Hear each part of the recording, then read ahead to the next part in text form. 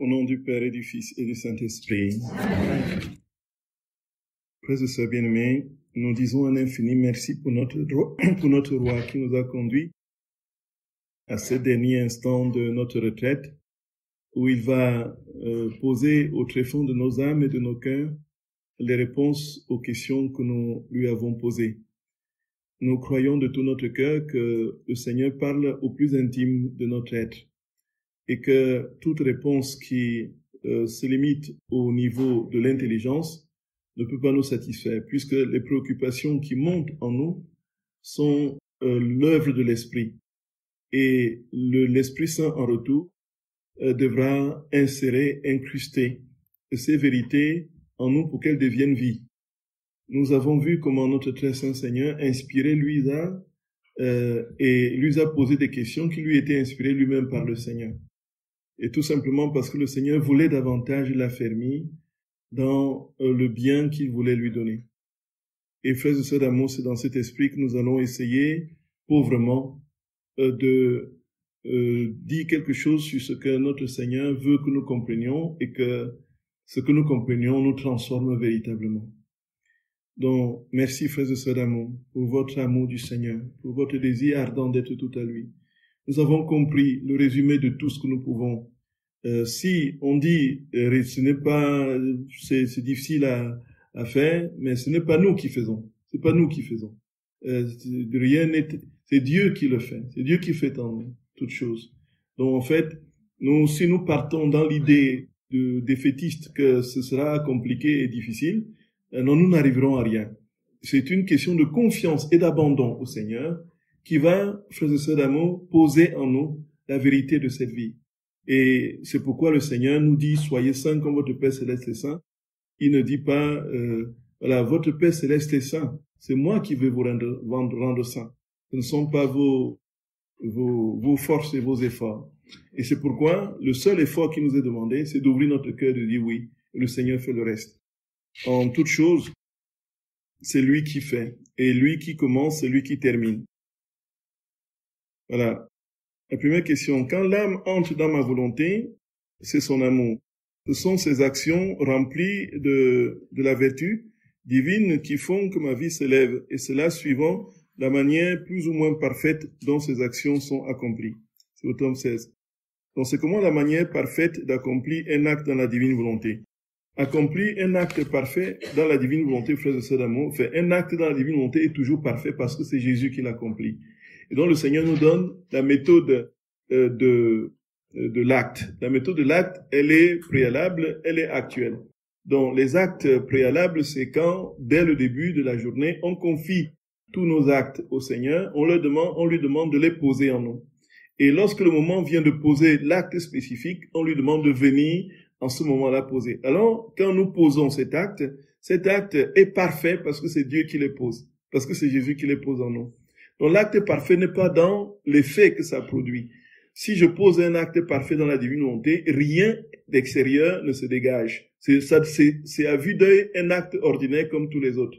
Mais spirituellement, c'est infusé de la vie de Dieu. Et la perfection n'est pas dans l'effet, mais dans la réalité intrinsèque qui porte l'acte. Et puisque c'est Jésus qui accomplit l'acte, l'acte est naturellement parfait, puisque Dieu ne peut pas accomplir un acte imparfait. Et ici, frères et sœurs bien-aimés, nous ne pouvons pas, dans la divine volonté, dire, voici, puisque je suis dans la divine volonté, tout autour de moi sera spectaculaire. Jésus prend l'exemple de la Sainte Mère. Elle était plus que quiconque imprégnée de la vie de Dieu. Et aucun miracle ne s'est dégagé d'elle. On a vu la Vierge Marie accomplir aucun miracle. Rien d'extraordinaire n'est sorti d'elle. Pourtant, personne n'a la gloire que notre très Sainte Mère a. Jésus donne cet exemple. On se serait imaginé que dans la divine volonté, quand nous posons un pas après l'autre, la terre tremble, les éclairs grondent et puis la lumière sort de nos pieds. Et voilà, parce que c'est des pas de Dieu. Non, non, frères et sœurs d'amour. C'est des actes ordinaires. Donc, l'acte parfait, c'est Jésus qui le pose lorsque nous lui demandons de le poser. Qu'est-ce qu'une vie divine? Donc, en quoi l'homme peut-il créer la vie? Donc, l'âme n'est capable que de détruire la vie. l'homme n'est capable que de détruire la vie. S'il n'y avait pas eu la chute, pourquoi Dieu serait venu dans notre humanité? Il n'y aurait que des saints avec une présence de l'Esprit Saint dans chacun. Donc, en fait, frères et sœurs bien-aimés,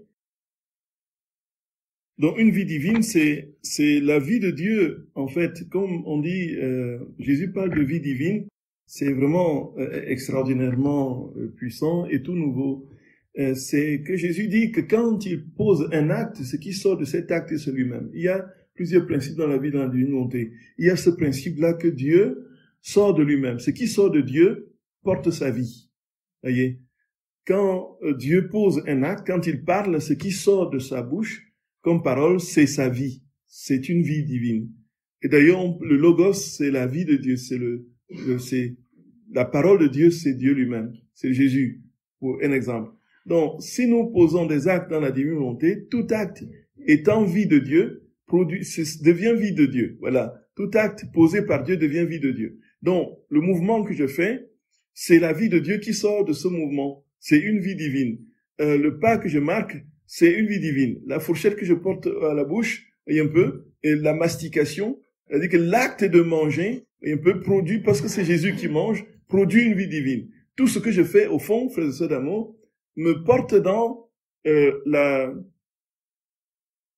production de ce que Dieu est. En fait, si vous voulez, quand Dieu sort de lui-même, ce n'est pas une parcelle de lui-même. L'immensité des éternités, de l'éternité de Dieu, se reproduit dans l'infinitésimal acte que nous posons. Voyez un peu. Qu'est-ce que ça veut dire? Ça veut dire que Dieu, parce qu'il est immense, infiniment immense, donc, pour faire court, prenons l'exemple de l'Eucharistie, le Saint-Sacrement de l'autel. Voyez?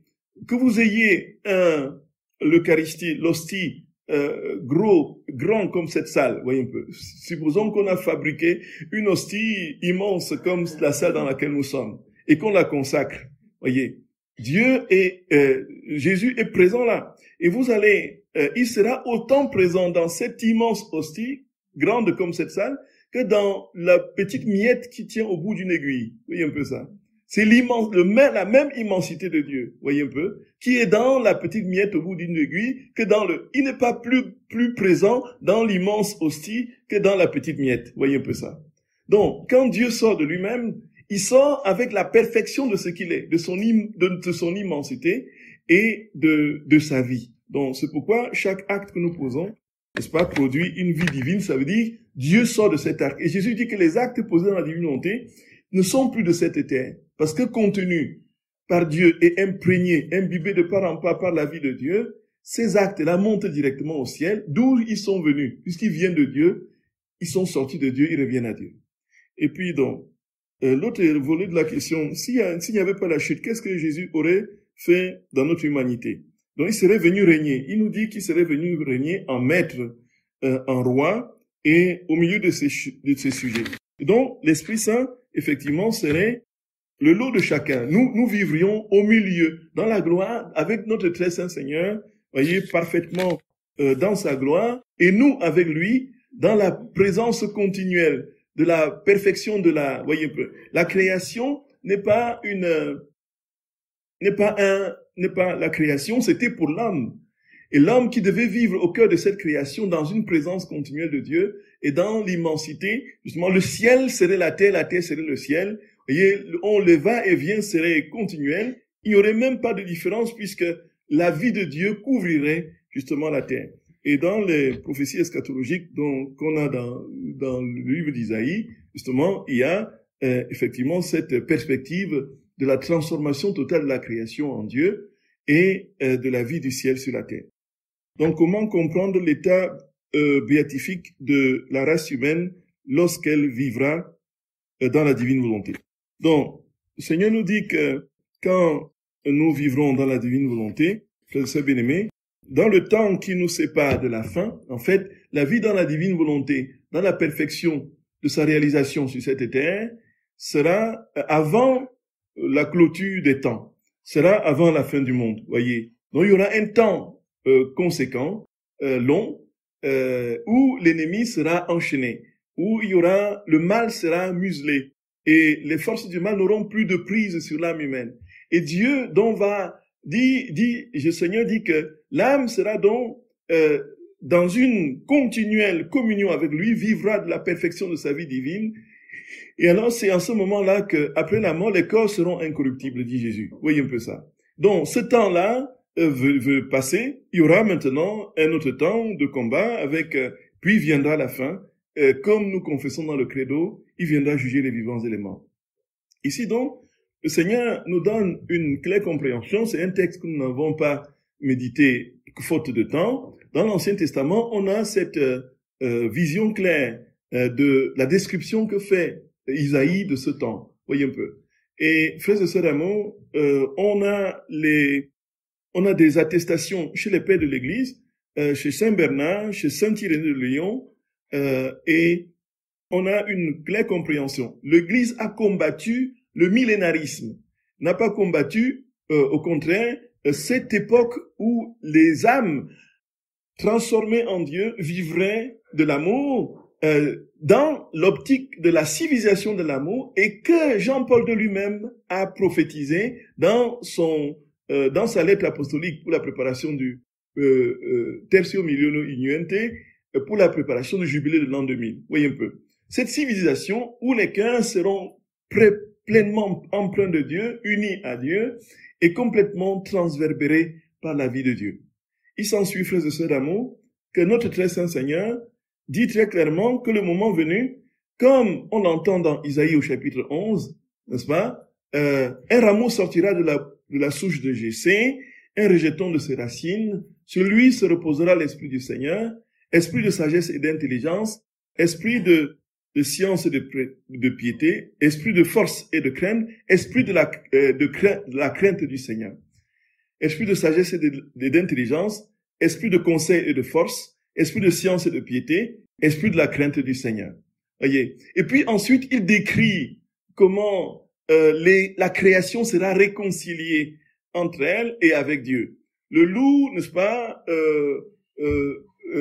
va paître avec l'agneau, n'est-ce pas? L'enfant va mettre son doigt dans le nid du cobra. Le lion et le chevreau, le lionceau et le chevreau auront le même pâturage, un peu. La panthère et ainsi de suite. Donc la réconciliation de l'univers, voyez, avec Dieu, et de l'univers, toute la création avec elle. Ici, frères et sœurs d'amour, voici ce que le Seigneur projette.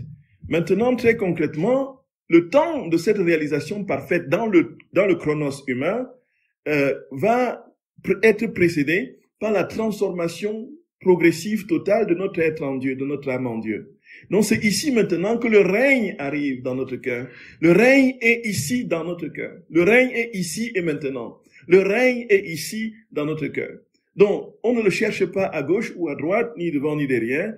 Il est dans notre cœur. C'est maintenant que nous pouvons recevoir, accueillir ce grand cadeau de sa vie divine et nous laisser transformer par lui. Voyez, frères, c'est l'amour.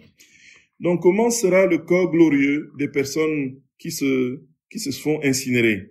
Donc, est-ce que Jésus l'a révélé à quelqu'un? Donc, les corps glorieux des personnes qui se font incinérer, frères et bien-aimés, en fait, si, de toute manière, qu'on se fasse incinérer ou qu'on ne se fasse pas incinérer, à moins qu'on soit un saint, oui, tout à fait, à moins qu'on soit, tout à fait, je suis d'accord avec vous, on s'entend, on se comprend. À moins qu'on soit un saint avec un corps incorruptible, voyez un peu, nous allons tous dépérir. Nous serons poussière. Il y aura peut-être parmi vous qui vont avoir le corps intact. Mais moi, je sais que je n'ai pas le niveau de sainteté de ceux dont les corps sont incorruptibles, voyez un peu. Vous viendrez chercher sur ma tombe, on va sortir des ossements. Donc, frères et sœurs bien-aimés, donc, c'est un vaste débat, la question de l'inhumation selon le Christ et de l'incinération. Mais de toutes les façons, Dieu nous donnera un corps glorieux, quelle que soit la manière dont nous avons dépéri, que nous ayons été incinérés ou simplement rongés par les vers dans la tombe.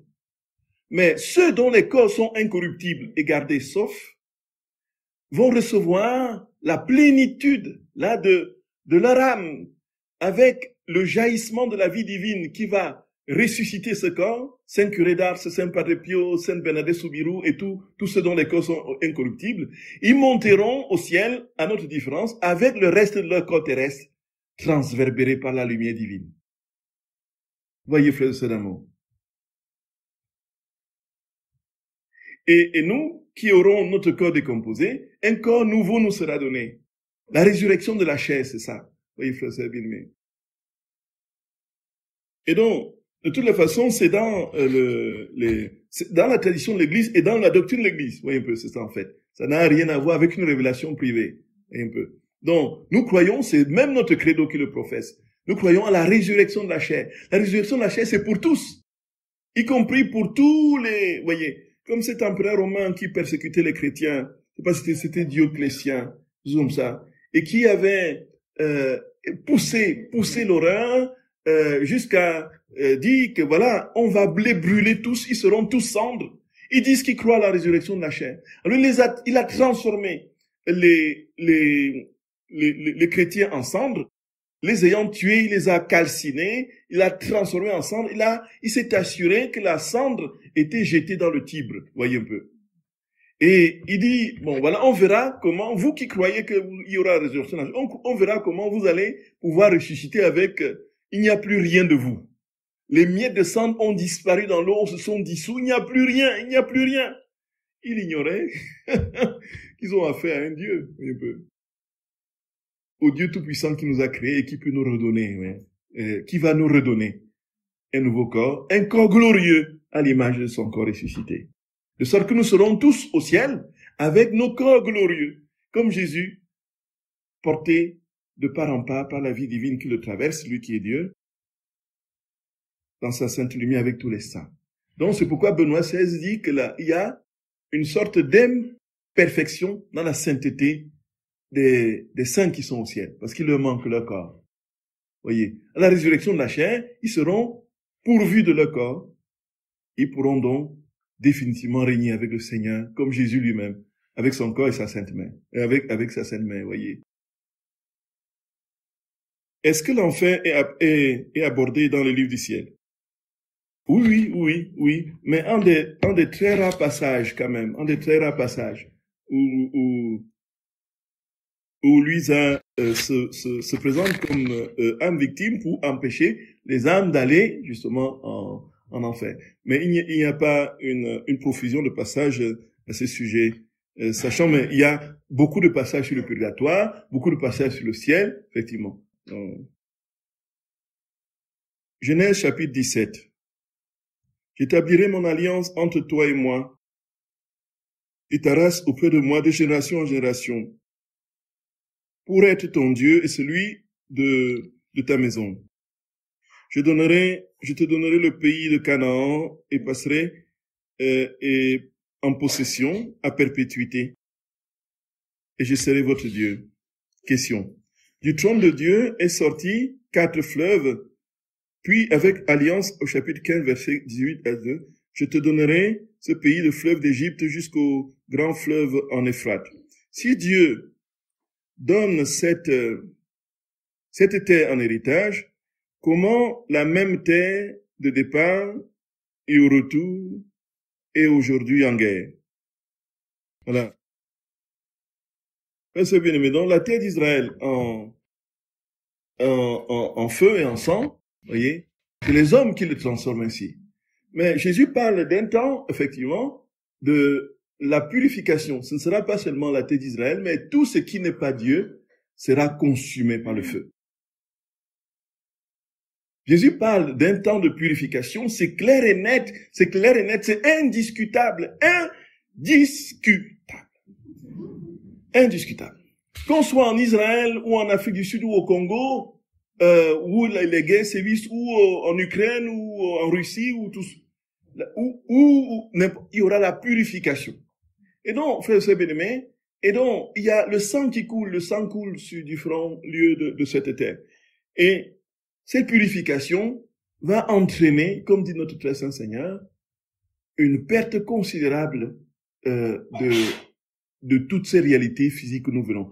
Pourquoi la purification? La purification, c'est pas que Dieu veut détruire la création qu'il a faite.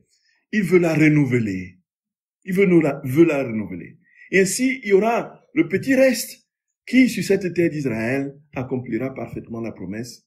Elle, consciente de la vérité du Messie, comme c'est la prière de Sibylle depuis qu'elle est née, alors Israël sera ainsi devant son Seigneur et pourra dire, oui Seigneur mon Dieu et mon Sauveur, Yeshua. Voyez?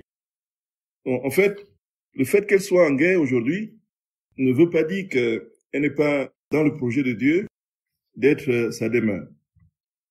Tout a été créé pour l'homme de la création. Que penser des insectes parasites? Moustiques. Tout à fait. Moustiques, puces, tigres, etc. Et plantes, champignons vénéneux ou mortels.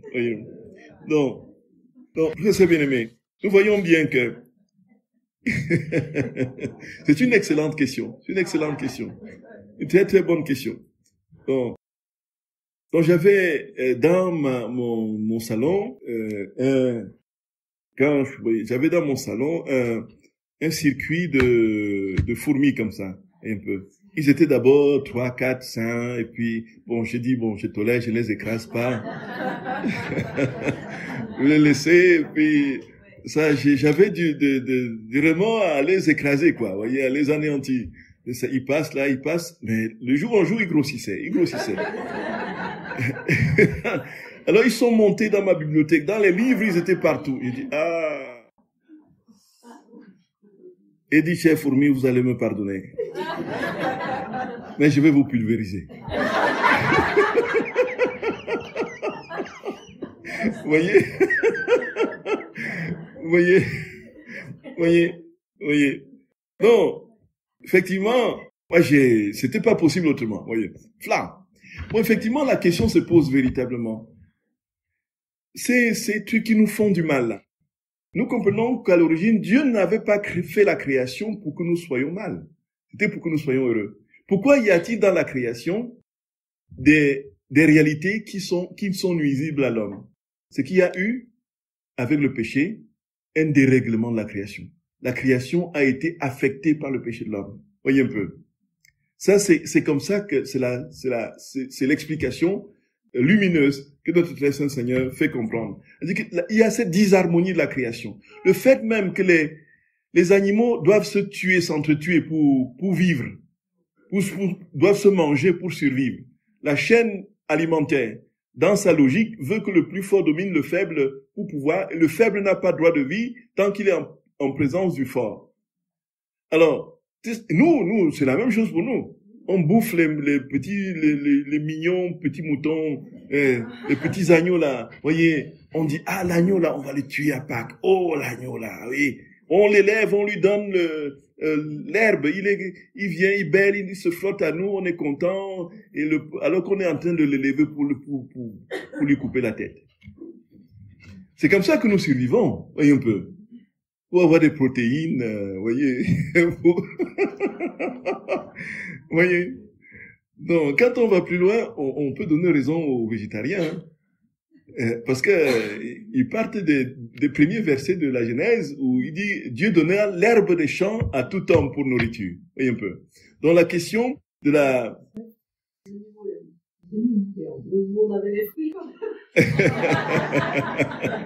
oui, quand on parle d'herbe, on parle de fruits animaux, tout ça. Quand on parle d'herbe, on parle de tout ce qui est fruits, légumes et tout le reste, quoi. Voyez.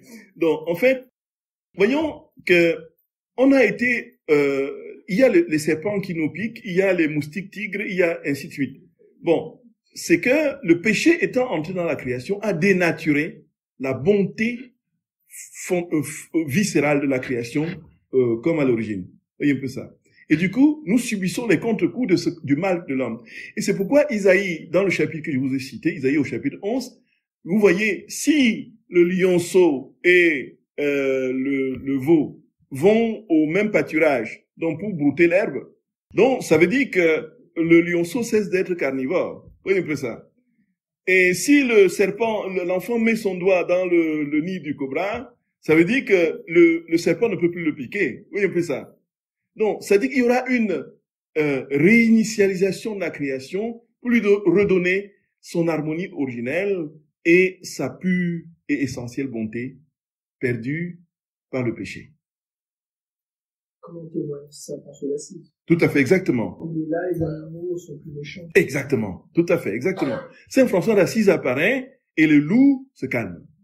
Voyez un peu. Les oiseaux viennent et tout ça. Voyez un peu. Comme notre très sainte mère, quand elle est venue à Fatima, les oiseaux se mettaient sur elle comme ça. Voyez un peu, voyez. Et la création, oh, frères et sœurs d'amour, ce sera pas seulement réservé à quelques saints. Jésus dit à Luisa Picanetta que quand il passait il y avait des oiseaux qui venaient vers lui, certains voulaient même le nourrir. Et il leur demandé de partir par discrétion, pour ne pas attirer l'attention des gens qui auraient été, non seulement fort impressionnés, mais qui auraient perdu le sens de son incarnation. Là, il y aura une harmonie de la création. Et il faut essayer d'amour. Comme l'âne du curateur. Exactement, tout à fait. Donc, certains disent que le règne de Dieu qui doit venir, c'est la Jérusalem céleste, c'est-à-dire après le dernier jugement. Ils disent que ce sera la Jérusalem glorieuse. Donc, en fait, comme on a dit, il y a un temps intermédiaire.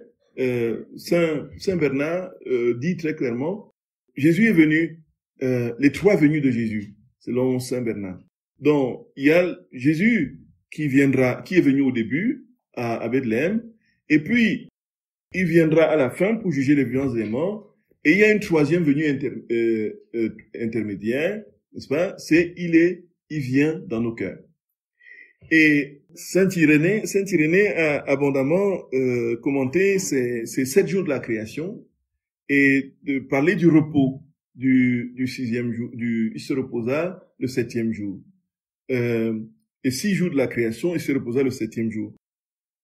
Il a établi à partir du verset du psaume qui dit que 1 jour sont à tes yeux comme 1000 ans et 1000 ans comme un jour. Voyez un peu.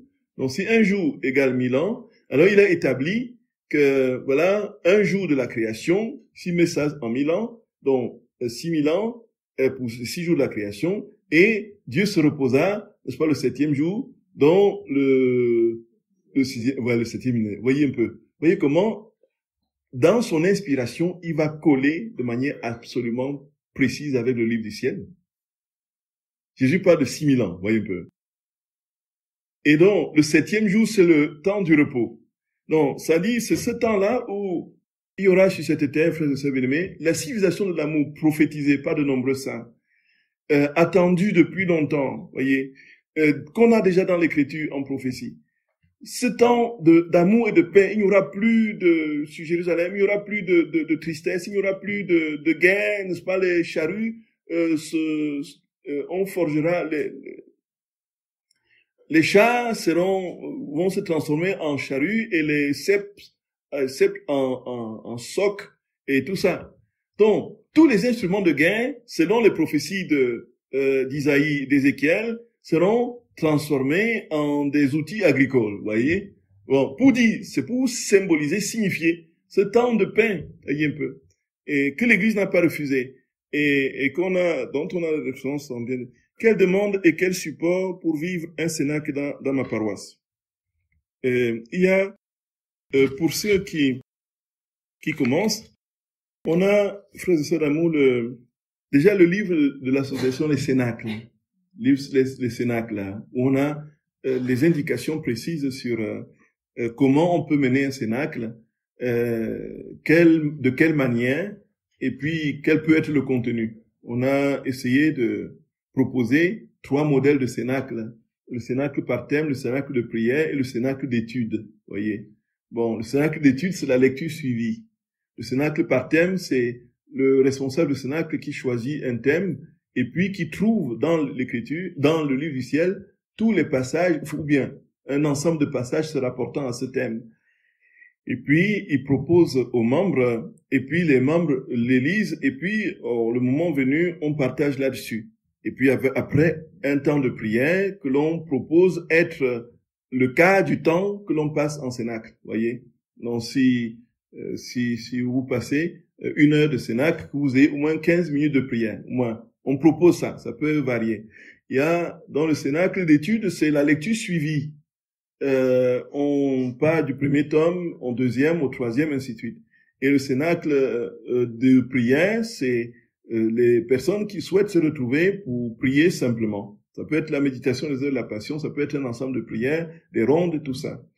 Bon, c'est autant de possibilités qui sont faites. Il y a d'autres inspirations qui peuvent venir en fonction de la nécessité des personnes et du groupe. Sachant que la méthode qui veut qu'on choisisse chacun un passage qu'il a touché fait que, en fait, ça devient très subjectif. On n'a pas la possibilité de progresser dans l'étude et de comprendre tout ce que notre très saint Seigneur veut nous dire. Voilà, frères et sœurs d'amour. Et pour ce qui est, donc, vous pouvez vous procurer ce livre sur les cénacles et puis, avec d'autres outils à votre portée, vous pouvez commencer un cénacle. Bon, comme selon le type de cénacle que vous aurez choisi. Donc, on parle de fusion entre Jésus et Marie à sa naissance. Mais certains disent que la fusion entre deux êtres, c'est faux et hérétique chez les catholiques. Non. Effectivement, le terme fusion en théologie, laisse penser qu'on disparaît dans l'autre réalité. Voyez, qu'on disparaît dans l'autre réalité. Donc, c'est pourquoi il faut chaque fois préciser que la fusion ici, ce n'est pas que je disparais en Dieu. Quand je me fusionne en Dieu, ça ne veut pas dire que je disparais en Dieu. Bon, à la place de fusion, on préfère utiliser théologiquement le terme communion. Voyez un peu. Ici, le Seigneur parle de ça à Luisa Picaretta pour mettre l'insistance sur le fait qu'elle ne doit plus s'appartenir, qu'elle doit être tout à Dieu. Et que Dieu étant en elle, c'est Dieu qui va avec et dans sa volonté accomplir toutes choses. C'est Dieu qui fait. Et voici, frère bien-aimé, que un terme qui peut davantage se rapprocher de ce que nous comprenons du terme théologique communion et de ce que Luisa veut signifier par le mot fusion, c'est l'infusion. L'infusion. Quand on parle d'infusion, on parle de deux réalités qui se sont mises ensemble, qui sont désormais inséparables, mais qu'on peut et qu'on distingue toujours. Et l'infusion du thé dans de l'eau, vous avez l'eau et le thé, quoi. Bon, vous avez la possibilité de voir que cette eau, ce n'est plus de l'eau pure. Et vous voyez, le thé n'est plus là dans sa consistance, mais il est dans l'eau. Vous distinguez le thé de l'eau. Mais vous ne pouvez plus séparer le thé de l'eau, un peu. L'infusion. C'est ça notre communion dans la volonté. Nous ne disparaissons pas en Dieu. Sinon, pourquoi Dieu nous a-t-il créés? Nous a-t-il créés pour nous faire disparaître? Non, ça n'a aucun sens. Donc ça n'a rien à voir avec les philosophies orientales où on se perd dans le grand magma de cette réalité impersonnelle, ce fluide impersonnel qui traverse tout l'univers, dans lequel on est appelé à réaliser sa soi-disant béatitude en disparaissant tout simplement. On arrive au ciel, le ciel des hindous et de l'hindouisme et des régions orientales, c'est disparaître. C'est disparaître. Alors qu'ici, frères et bien-aimés, il s'agit d'entrer, de s'accomplir en Dieu. Dieu qui prend toute la place en nous, nous réalise en lui parfaitement et nous sommes en lui conscients de qui nous sommes, plus que jamais conscients de qui nous sommes, et pourtant entièrement imprégnés de ses prérogatives, de sa vie divine, et avec tout ce que ça comporte comme sainteté, puissance, force et lumière. Voyez, frères et sœurs d'amour, absolument lumineux. Absolument lumineux. Au ciel, on va se retrouver, hein. Au ciel, on va se retrouver. Ah, je vais vous reconnaître.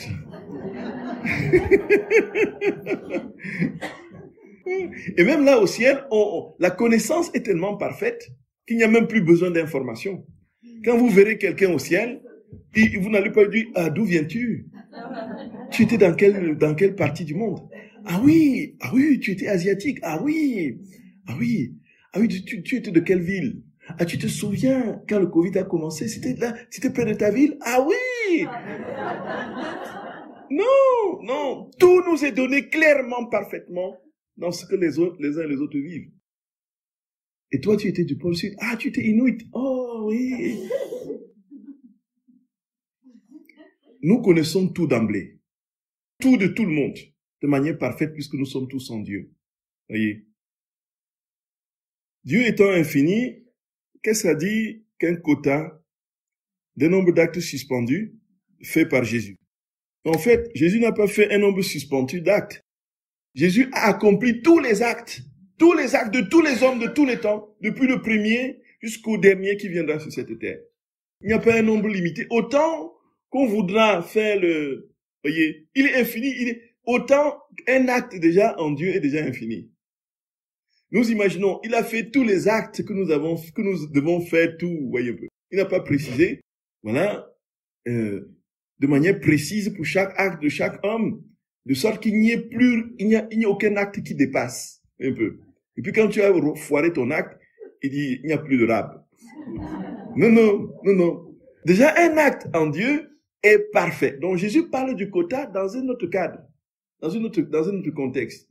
Jésus parle de quota dans le sens des actes que nous posons. Jésus dit que pour arriver à un but, il faut un quota d'actes précis. On est d'accord, frère Sabirmi? Donc, si je dois me déplacer d'ici jusqu'au fond de la salle, il faut un nombre d'actes précis. On est d'accord?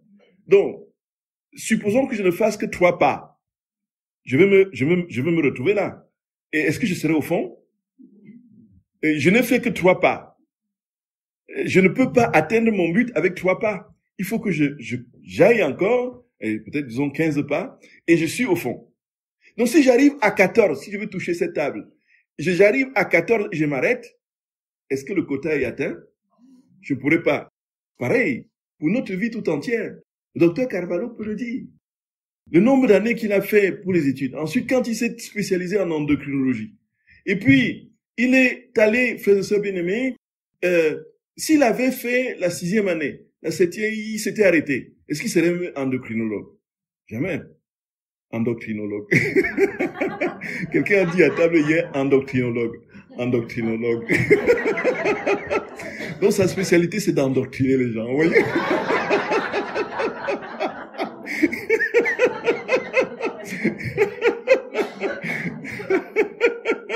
Voyez? Endocrinologue. Voyez? Endocrinologue. Voyez, donc, comme au Bénin, récemment au Bénin, c'est une religieuse qui nous disait les personnes âgées qui viennent prier avec elle en communauté.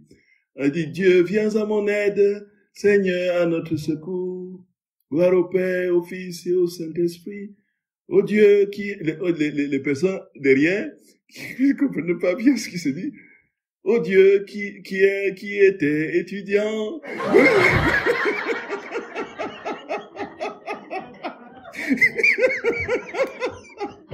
Pour les siècles des siècles. Véridique, hein, véridique.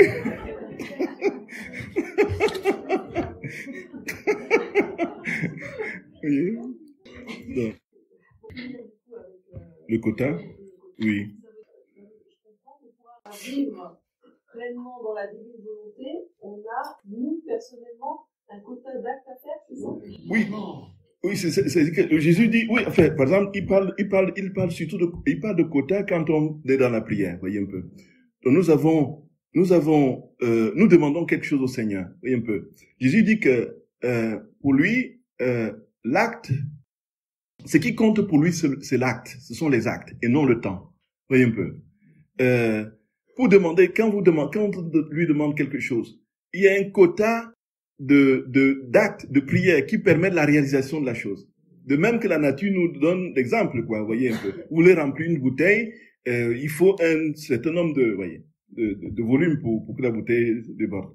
Jésus dit que si les personnes qui disent que, voilà, ils n'obtiennent rien, mais est-ce qu'ils ont persévéré dans la prière? Est-ce qu'il y a suffisamment le temps que Dieu a fixé pour que cette prière soit réalisée? Les actes de prière à faire pour que l'exaucement arrive. Alors, si on court les 50, si on court les 100 mètres, et puis et on arrive à moins 1 mètre et on s'arrête, on n'a pas le but, vous voyez. Mais quelqu'un d'autre va venir, n'est-ce pas? Il va poser ses derniers actes, il va remporter le truc, vous voyez. C'est pourquoi il parle de quota. Maintenant, pour la vie dans la divine volonté, le Seigneur dit qu'un seul acte dans la divine volonté pourrait suffire pour sauver toute l'humanité et réaliser son projet. Mais comme il ne peut pas se limiter, il n'y a pas de limite en Dieu, on ne peut pas se limiter à un seul, ni à 2, ni à 3, ni à, vous voyez un peu. Donc, il faut le plus possible, vous voyez, autant que l'on peut vivre dans la divine volonté, poser tous ces actes dans la divine volonté, le temps le plus que l'on peut pour que ces vies divines, en se dégageant, rapprochent le ciel de la terre. Vous voyez un peu ça, dans ce sens. Comment lit le combat de Jacob avec le regard le don de la divine volonté? Qu'est-ce qui s'est passé après le combat de Jacob? Jacob a eu sa hanche déhanchée. Vous voyez un peu. Donc, il a remporté la victoire sur Dieu, sur l'ange, mais il a eu la hanche déhanchée. Donc, il a eu donc, si on fait un rapprochement avec ce que notre Seigneur dit pour la circoncision, voyez un peu. La victoire sur Dieu ici, c'est quoi, frère bien-aimé? C'est que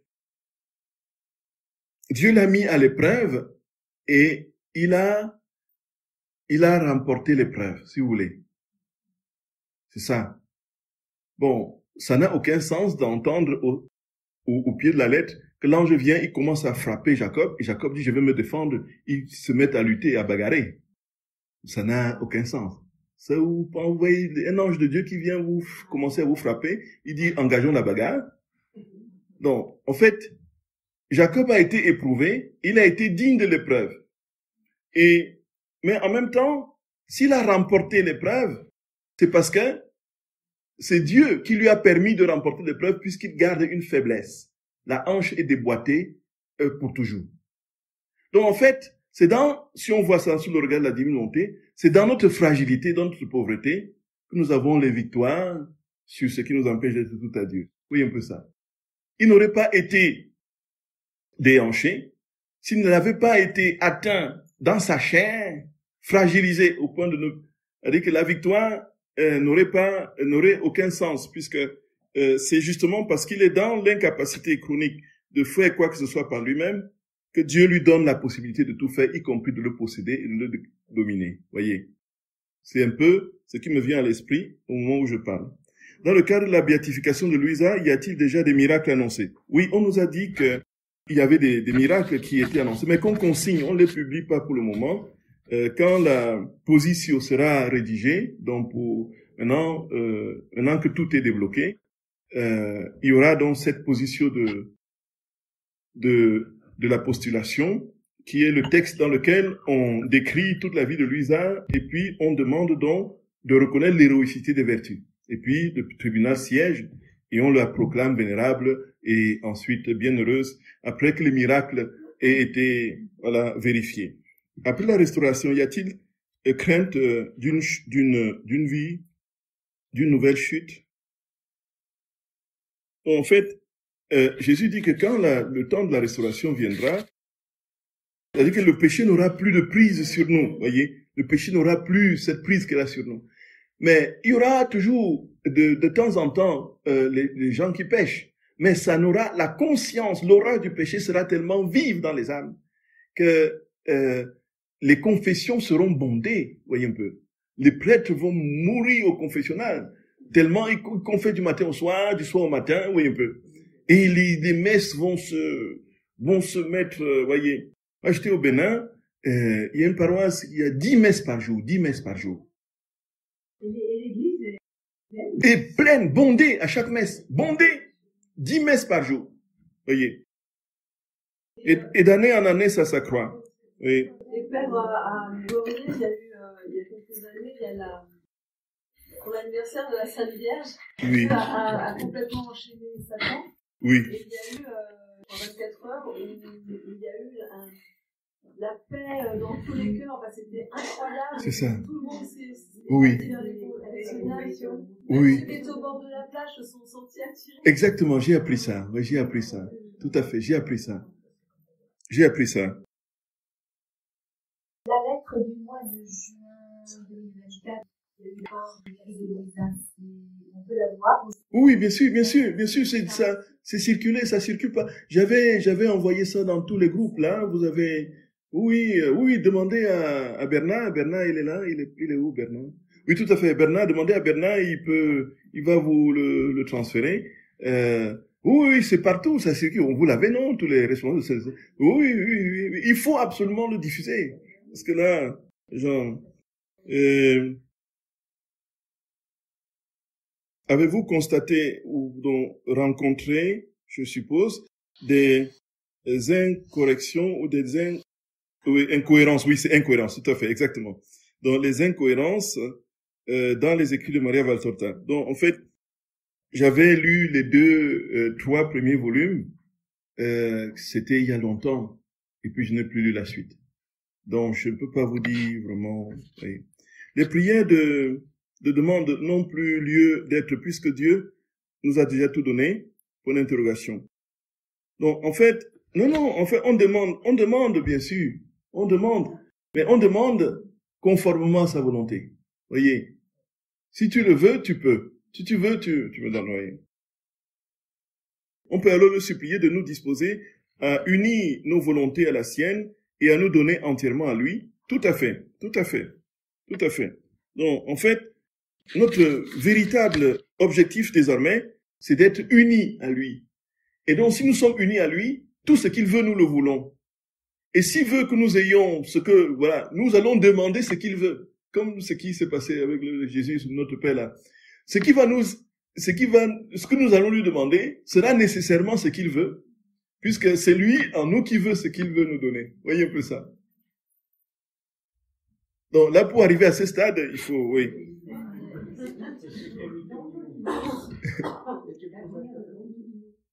Comment? Est-ce que vous connaissez la prière de Dondolino? Ah oui, tout à fait, mon très cher, oui, tout à fait. Exactement. Vous nous avez dit qu'il n'y a pas de distinction dans la sainteté. Ai-je mal compris? La sainteté dans la divine volonté n'est-elle pas la sainteté des saintetés? Ah non, je n'ai pas dit qu'il n'y avait pas de distinction. Non. J'ai dit que la sainteté dans la divine volonté, c'est la sainteté des saintetés, effectivement. C'est tout ce que j'ai voulu dire. C'est-à-dire que là où les saintetés antérieures avaient besoin des efforts humains, là où c'était juste une sainteté des vertus, là où c'était juste une communion mystique, ici, c'est la vie réelle de Dieu, donnée en cadeau, un peu, qui participe de l'acte unique éternel de Dieu et qui nous fait passer du mode temporel au mode d'éternité. Voyez? Non, ce n'est que ça que j'ai dit. Ah, c'est tout ce que j'ai dit, hein. Mais c'est vrai que ça, mon père, il y a beaucoup de gens qui nous renvoient ça, en fait, en opposition, en disant qu'ils peuvent pas, pour eux, ça peut pas être juste la divine volonté, parce que justement, on dit que l'ancienne sainteté est révolue, entre guillemets, quoi. Non, on ne dit pas, oui, ça dit que, oui, c'est ça, exactement. Bon, mais en même temps, vous voyez, les gens peuvent penser ça. La vérité, c'est que c'est le Seigneur qui le dit. Et il dit que regardez ce que les autres ont vécu. Mais je vais vous rendre meilleur. Je vais vous donner infiniment plus que ce que les autres ont vécu jusqu'ici. Bon, est-on dans la contradiction avec l'Écriture? Non. Celui qui croit en moi, je lui montrerai des choses cachées, des choses qu'il ne connaît pas. Jérémie 33, verset 3. Voyez un peu. Donc, on est toujours dans la parole de Dieu, elle est dynamique, ce n'est pas une parole morte. Et notre très saint Seigneur, déjà dans l'Écriture, a montré dans différents passages, dites-moi où quelqu'un vit déjà ce que Jésus dit. Celui qui croit en moi, mon Père l'aimera, nous viendrons chez lui, nous ferons de lui notre demeure. Voyez, faire de nous notre demeure, qu'est-ce que ça veut dire? Et les saints ont travaillé, on voit lui-même, Jésus prend l'exemple de Paul qui dit, voilà, le bien, certains se sont écriés, et le bien que je veux faire, je ne fais pas, le mal que je veux faire. Jésus cite Paul. Et puis le Seigneur dit, ce que je veux maintenant, c'est que à un moment donné, il n'y a même plus de péché. Vous n'ayez même plus à combattre contre le péché parce que je suis totalement en vous. Vous voyez, quel saint l'a vécu avant? Quel saint? Dites-moi un saint au ciel qui n'a pas péché. Et Jésus dit, je veux te conduire à mon état de perfection. Mais vas-y doucement, graduellement. Vas-y graduellement. À un moment donné, tu seras tellement établi dans ce soleil divin que tu ne seras même plus capable de pécher. Donc, et si vous nous concoctiez une retraite dont le thème serait Jésus, apprends-nous à prier dans la divine volonté. Donc, Mayens pour efficace de retourner. Donc effectivement, il y a à l'abbaye de Timadec en Bretagne, il y avait un thème, on a prêché une retraite sur la prière, effectivement. C'était où on a parlé de la prière dans la divine volonté tout au long, et tout dans le catéchisme de l'Église catholique, dans la Bible, dans voilà, tout, comme Jésus dit de prier comme lui, effectivement. Donc cette retraite existe, on peut la prêcher l'année prochaine s'il y a une retraite ici l'année prochaine, par exemple. Vous voyez? Il y a une retraite l'année prochaine, Bruno? Ah bon, d'accord.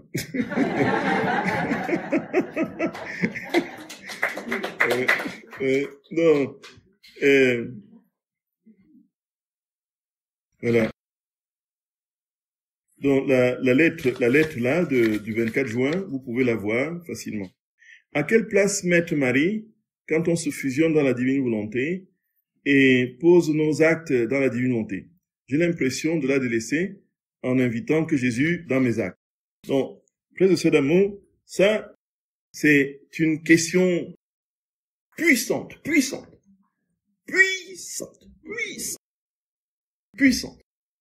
Effectivement, oui, ça dit que quelle est la place de Marie dans mes actes, dans la divine volonté? Donc j'ai parfois l'impression, dit la question, de la délaisser et de penser qu'à Jésus. Donc, disons-nous bien que dans tous les actes de Jésus, il y a sa mère. Toujours, c'est inséparable. Elle est inséparable de son fils. Inséparable. Jésus dit d'ailleurs, oh frère et sœurs d'amour, on avait fait une retraite sur la Vierge Marie ici, c'est ça? Jésus dit que sa maman était tout pour lui. Tout, absolument tout pour lui. Sa maman était tout pour lui. La maternité humaine, la nôtre que nous avons, qu'est-ce que nous faisons? Nous donnons naissance à des enfants et après, bon, on n'a plus le contrôle. Ils ont juste nos gènes et tout. Et ils épousent d'autres idées. Ils ont d'autres manières de faire que nous ne leur avons pas appris. Et puis, ils peuvent même se retourner contre nous pour nous, voyez. Comme cette fille qui a amené sa mère en Belgique pour l'euthanasier, pour prendre l'héritage. Sa mère a résisté. Il dit non. Il l'a amené en Belgique tu avais déjà dit oui. Parce qu'entre-temps, c'est ce qu'elle avait dit au début. Et entre-temps, elle avait été convaincue que c'était un mauvais choix et qu'il fallait qu'elle meure de sa propre mort. De sa mort naturelle. Et puis sa fille qui avait entendu ça avait sauté dessus. Oh, ouais. Et quand elle s'est rétractée, sa fille a insisté. Tu as déjà dit oui, on va aller. Elle a trimballé sa maman, voyez, pour aller en Belgique la tuer, pour l'héritage. C'est horrible. Jésus dit, frères et sœurs, venez que sa maman exerçait sur lui une maternité totale, complète et parfaite. Elle était mère dans ses pensées. Quand Jésus pensait, maman était là pour le soutenir dans ses pensées. Quand il priait, maman était là dans sa prière. Quand il souffrait, maman était là dans sa souffrance. Quand il parlait, maman était là dans ses paroles. Et venait exercer sa maternité sur tout, absolument tout. Donc quand nous posons les actes de la divine volonté, frères et sœurs bien-aimés, donc naturellement, notre très sainte mère est dans son fils, avec son fils, et avec eux nous posons les actes. Voilà ce que je peux dire. Frères et sœurs d'amour, Nous rendons grâce à notre Dieu qui nous a conduits jusqu'ici. Et nous le bénissons parce que tout ce qu'il fait pour nous, c'est... Nous n'aurons même pas l'éternité devant nous pour mesurer l'ampleur de ce mystère, de ce cadeau qu'il nous fait. Et demandons-lui de tout notre cœur de nous disposer à ne vivre que pour l'aimer. Aimons le Seigneur, frères et sœurs d'amour. Aimons-le, aimons-le, aimons-le beaucoup, beaucoup, beaucoup, beaucoup, beaucoup. Aimons-le, cherchons-le de tout notre cœur, de toute notre âme. Et nous voulons remercier de tout cœur Bruno et cette maison pour laquelle nous supplions vraiment de prier que Jésus continue à utiliser cette maison pour sa gloire et pour sa divine volonté. Et vraiment qu'il trouve les moyens pour que l'activité ici se déroule sans épuisement, sans fatigue, avec que le nouvel horizon se dessine avec le projet que Dieu a sur cette maison, qu'il soit une maison de rayonnement pour les enfants de lumière.